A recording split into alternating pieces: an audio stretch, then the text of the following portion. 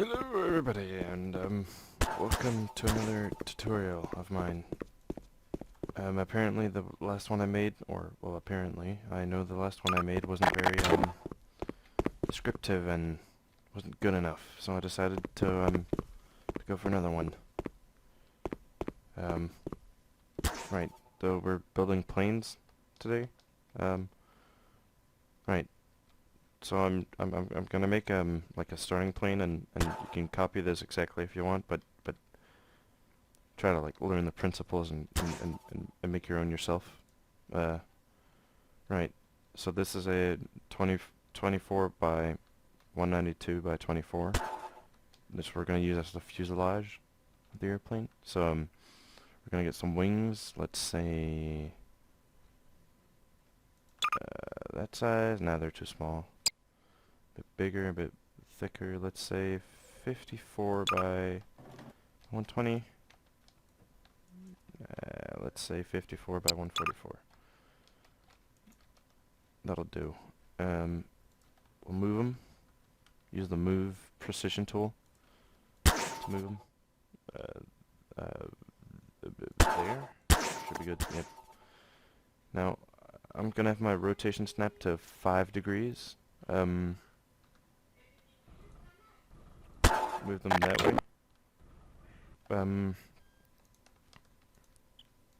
So just mirror this in the fuselage. So we'll have 2 wings. We need to keep some sort of dihedral. I'm gonna use 5 degrees on this one because it's a nice degree of dihedral. Basically, dihedral keeps the plane upright while flying. Doesn't work so well in Garrysmod, but it makes it a bit more stable. So let's get some tail feathers here. Let's say, yeah, it looks alright. I'm gonna move this on.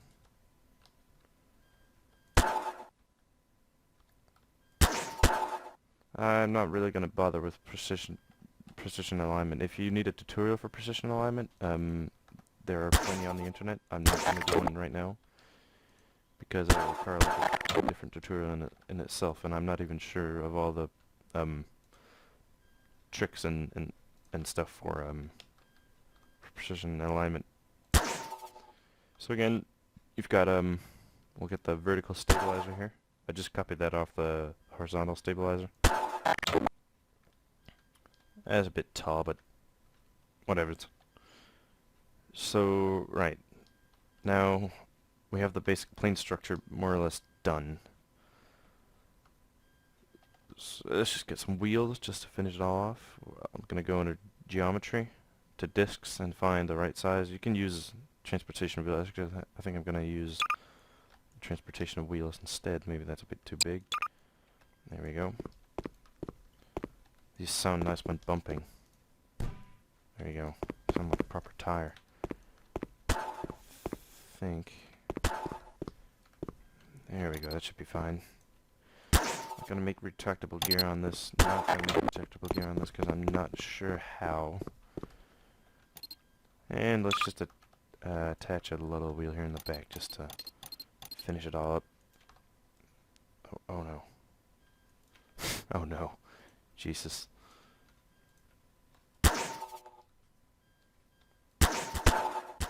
There we go. Problem fixed. So that's basically the plane structure. Now we need to attach the control surfaces. Now I like to use them 2 wide, so that's 12, right? Wide. Yep. Like these blocks here, and then just the length of the surface. So this one is 96. So I'm gonna find 12 by 96 by 3, which is this one, and just precision move it into place.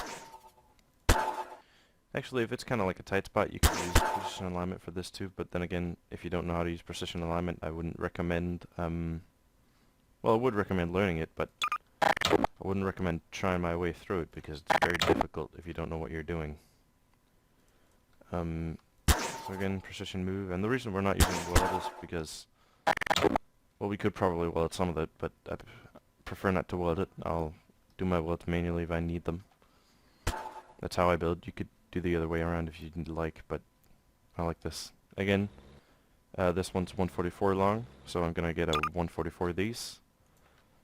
Now, we actually still have our rotation snap at 5 degrees, so we should just be able to snap this back on and turn it down. Oh no, that was too much. And bam. And there we go, perfect. Now, again, precision alignment, rotate entity, and you've got it to the other side. Right, so that's the basic plane structure more or less done. Now, let's get the engine on. My ACF is a bit out of date, should be the same way to make it though. So I'm gonna go to the V12s. I like the V12. The smallest V12 you can find. Let me see the RPM. Now, what we're looking for is an engine with a good RPM spectrum. Now, as you can see, the diesel engine is smaller and more lightweight. However, it doesn't have a broad power band. We need a broad power band, so I'm going to use the petrol version instead, as it's got a bit bigger of a power band. From my minimalistic analyzation or whatever. Didn't analyze it too much, just picked it. So, you see that fits nicely there in the fuselage. I'm going to attach it roughly. We need a space for a gearbox too. Not going to turn it around like I usually do. There we go. So that's attached nicely there. Seems kind of in the middle, so it's good. So a gearbox. We need a gearbox, obviously, for all this. Just going to use a transfer case, inline transfer case. Small. This is a very small engine. Doesn't need too big of a gearbox, I would say. Now, let's go attach it close. And there we go. That's a bit... It attached, so it's fine. Right, so we'll get a propeller. That's a bit too small. Let's say the 5-blade medium. Well, the 5 blades. So, again, move it into place. Now, I like to give myself a little bit of headroom. As you can see, there's not very much space for constraints and stuff in there, so I'm going to move it back just 2 source units just to get a little headroom in here. So not much room in there, but, you know, just to get a little, you know, sort of space in there. So let's do the weights before we do the constraints. I kind of like to do the weights before I do the constraints. So as you can see, the engine weighs just under 200 kilos, or source kilos, whatever the hell they are. So what I'm thinking is, let's put it to 200. The fuselage weight is 200. Actually, let's knock it up to 300. My usual theory is you can never go too high on the fuselage weight. Of course, 50,000 tons isn't the best weight for a fuselage, but let's get the wings 200, so we'll have a nice, strong, non-floppy wings, and the vertical stabs, or the tail feathers. Let's get those to 100. Whoops, 100. And all the control surfaces will go to 50. Oh, yep, the ailerons too. The wheels will go to 100. They're already at 100, so that's fine. This one I might actually need to lower to 50 because I don't want that much weight in the back. And there we go. We've got all our weights. Oh wait, we need the gearbox. No, we need the fuel tank. So the fuel tank isn't too much of a big deal. Just don't make it too large. That'll be fine. See, this one's plentiful small. I don't expect to be airborne that much either, so... And then again, you can maybe do some in-air refueling if you need to. That's always fun. Never tried it, but... suppose it could be fun. Let's look at the gearbox, let's make sure everything works. Yep, that works nicely. The petrol there, yep, everything is nice. Now we need the seat. Now, going to place the seat all the way back here. That's a bit far back, but sure. Whatever. And there you go. That's basically the aircraft done. Now we weld the gearbox and the engine to the thing here, the fuselage. You might also want to weld into the wings just to get a little bit more stable. Same with the fuel tank. Sorry. And the seat welds to just the fuselage, not too big of a deal. It's not too heavy. Now the vertical stabilizer and the tail feathers and the things here in the back, they just weld to this, and this one I like to weld to the wings too. So we've got a proper stable thing. The wings to each other too. Now for the axis, we need to axis the wheels. So right click the body and right click the middle of the wheels.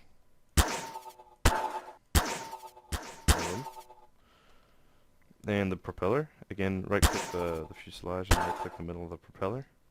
On the wings, and yep, that spins freely. That spins freely. That does too. That does too. Nice. So excuse the little clip then. That's my Bandicam stopped recording again. So basically, to make the axis on the control surface back here, you right click here, or somewhere on this control surface, and then right click somewhere in the area here. I usually just lock onto the Smart Snap field right there. So bam and bam. Now this one should move freely on an axis. I already did this once, so I don't want to have like overlapping constraints, so I'm just going to remove that one. See, still on an axis. I did this all without recording by accident. So now this is all, these are all, axis like that. It's a bit hard to get them straight. I shouldn't do this. But, that's the gist of it. Now, I moved on to the wiring here. I want to get the engine system ready so we can spin the propeller. So I have this ACF E2 throttle E2 thing. I don't know if someone gave it to me. I can't code E2 for shit. But I'm gonna paste it in the description. Find a way to give it to you guys either via download link or maybe just copy it in a text document somewhere. I'll figure it out. But you'll get it. So that and a pot controller we need to remember to link up the pot controller. You don't want to ask why is it not working because you forgot to link it up. Make sure it's green when you go into the seat. So go to gates, go to arithmetic, yep, and go get a divide chip. Now find a chip that suits your style. I like this one. I'm gonna put it here in the corner of this. This is gonna be like my wire gate squares. That, and I'm gonna get a constant value. Boop, that one of 250. 250 is always a nice starting number to go out of, but you can always can change that a little. Alright, excuse me for that. I'm on the Creative 2.0 server here. So yep, it's a bit trafficy. I don't know why my settings weren't working in single player. So anyhow, let's get on with the tutorial now. The divide chip here is used to divide the engine RPM with the constant value of 250 to get a thruster power that's somewhat normal. So again, I'm gonna have the thruster here in the back. These are the settings I'm gonna use. These can probably be refined to 650 and 1250, but roughly you can mess a bit around with yours too, but this is what I'm using. Because it's very dependent on what airframe it's on, because it's got to do with the weight and propelling it forwards. So A goes to the engine RPM, B goes to the value. Now you go to the thruster, copy A from the thruster, and put it on the divide chip. Now let's get everything else set up. Active, throttle on the E2 chip. Active could be a button also. Depends on what kind of plane you want. If you have like a turn on plane button inside your cockpit, that's what you want to wire the active to. Active are the fuel. Again, this is just turning on the fuel. You need to turn it on for it to work. Now gear, turning on the gearbox. Again, you need to turn it on. Up and down, I don't need to use those because this type of engine system can't reverse. So W is basically the value that'll increase your throttle. This is what do you call it? Oh well, it's like a incremental throttle. So shift, I'm gonna use let's say space to give throttle, and shift to take throttle, and R to reset throttle. You can change these how you like. Just remember W is more throttle, S is less throttle, and reset is obviously reset throttle. Brings it back to 0. It's instead of holding down shift or something. Now this should be it. If I get in this seat now, aha, the engine turns on, and I can give it the throttle, and she'll turn. And it'll start, and everything will be nice.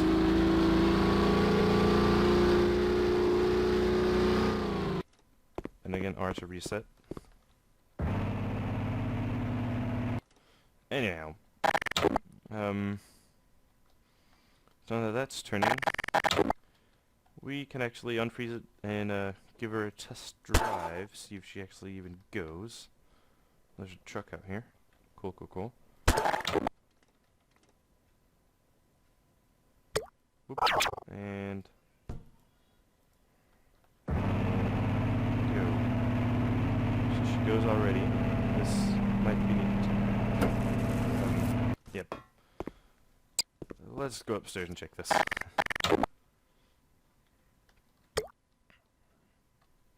Because obviously, you can change the thruster settings again to have her stop on the ground. What I'm going to do is add a brake, so that basically I'm holding in a button whenever it's standing still. Now this is idle throttle. Give her throttle, she should speed up the RPM.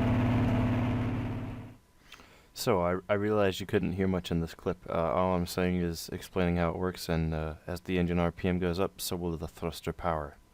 Yep, sorry about the clip. How it works. Now we can add a debugger to the thruster too, just to see how it works.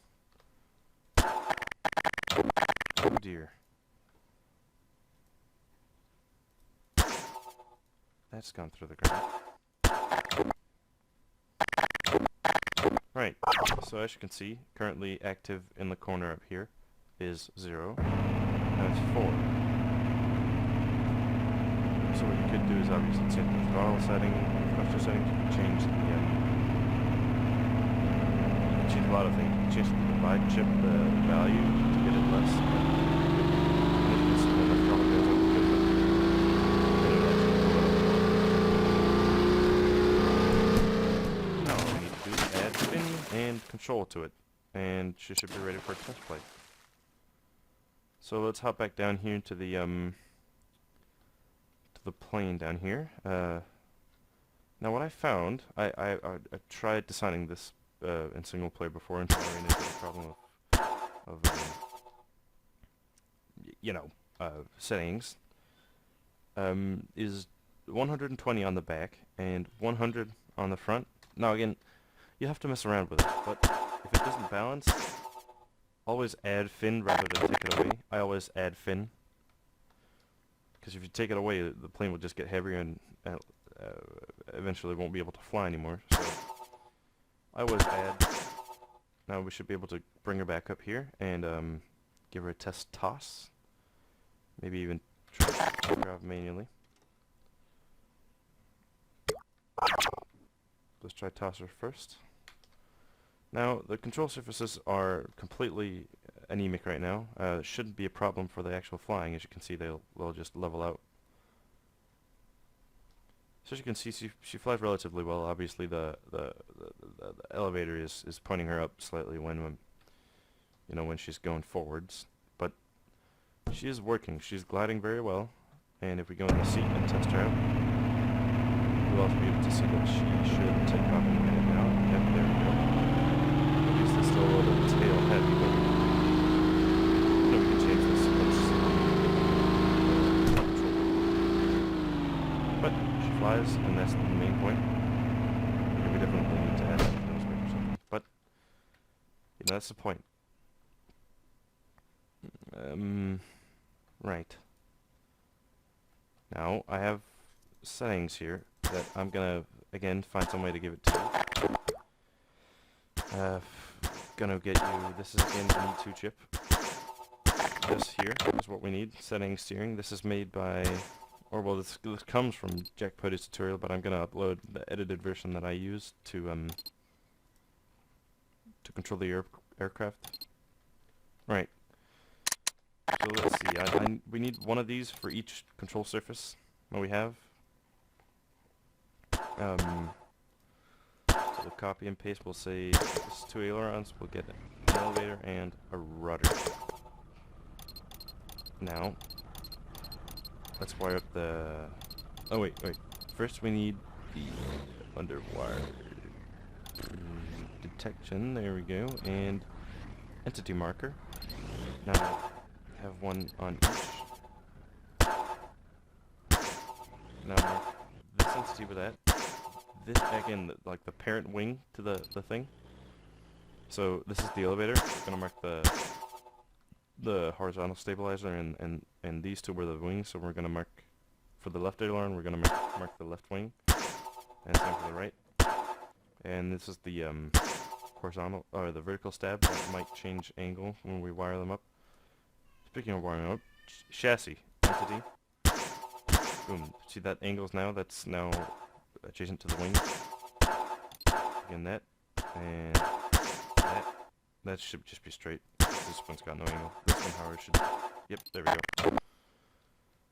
So now everything is ready for wiring. We can do. Let's just wire these up as if they were usually. Now this always takes a bit of messing about because you never know what corresponds to what. See, now that's inverted, I can tell. No wait, no, that's exactly how they need to be. Obviously, or well, if you need to test if they're inverted, on the ailerons, you can always check. If you need to go left, you press the button to go left, and the left one should come up and try to high-five you. Again, if you need to go right, the right one should come up and try to high-five you. And that's basically how to see which way they're going. These are going the right way. And now the elevator, the A and D just goes to S and W. And obviously you might need to change this around. Again, this is inverted, so this is currently, I want to go up by pressing this button. It's going to push me down. So now we say A should go to W. I can't remember what I did last time. No, D, W, and A, S. I apologize so much for that. My Bandicam keeps cutting out. So what I did was basically wire these guys up. Yeah, it's a bit trial and error. In the back here, I used the right and left click. Yep, and then when I added the ball sockets. This was the ball socket settings. Now I did it by clicking this one first, make sure it's the top, clicking this one first, and then second, make sure it's the top again, and this one for all of them. And for the back, you press the top still the top, and the top. So now, I actually tested it before, and it works really well. Only thing is, she's got a bit more, like, in auto, she still goes forward, but this is a thing we'll need to change eventually. Now, it's part of the fine-tuning, as you can see, I'm not even giving her power, she's still going. But we'll turn her on just to give a bit more power. But as you can see, she works, she flies, she flies very well.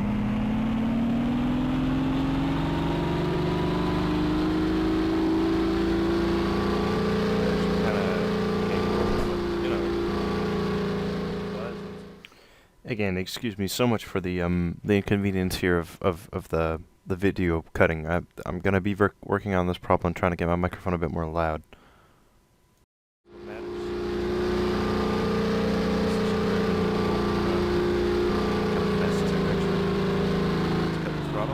Now again, the throttle won't cut unless we get out of the seat. But there you go. She flies. Now, I was talking before about adding some screens. You guys didn't hear that, but I was going to add some screens to her. Maybe adjust the throttle stuff. So I'm going to do that and bring you along for the ride. I'll upload a separate episode of that. So yeah, this has been how to build a basic plane. Watch the next episode for fine-tuning of the airplane. I'll see you then.